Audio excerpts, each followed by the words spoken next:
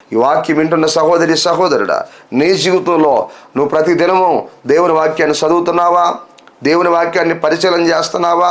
దేవుని వాక్యాన్ని చదివినప్పుడు అనేక సత్యాలు మనకు బయలుపరచబడతాయి. అనేక విషయాల్ని మనం తెలుసుకోగలుగుతాం.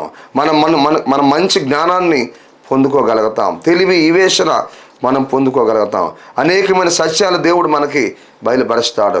ఈ లోకంలో మనం ఎలా జీవించాలో మనకు తెలియపరుస్తాడు.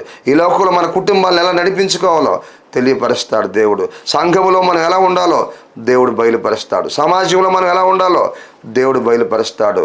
ఎప్పుడో తెలుసా? దేవుని వాక్యాన్ని నువ్వు విన్నప్పుడు, లేక దేవుని వాక్యాన్ని నువ్వు చదివినప్పుడు, ఆ వాక్యాన్ని ధ్యానం చేసినప్పుడు అందులో ఉన్నటువంటి అనేకమైన సత్యాలు నీకు అర్థమవుతాయి. ఎంతమంది ఈరోజు బైబిల్ చదువుతున్నారు, దేవుని వాక్యాన్ని చదువుతున్నారు, దేవుని వాక్యాన్ని ధ్యానం చేస్తున్నారు?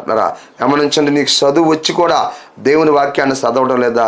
ఆలోచించు. దేవుని వాక్యాన్ని చదివితే నీ జీవితం మార్చబడుతుంది. దేవుని వాక్యం ధ్యానం చేస్తే నీ బ్రతుకు మార్చబడుతుంది. దేవుని వాక్యానుసారంగా జీవిస్తే నీ సాక్ష్యం మార్చబడుతుంది.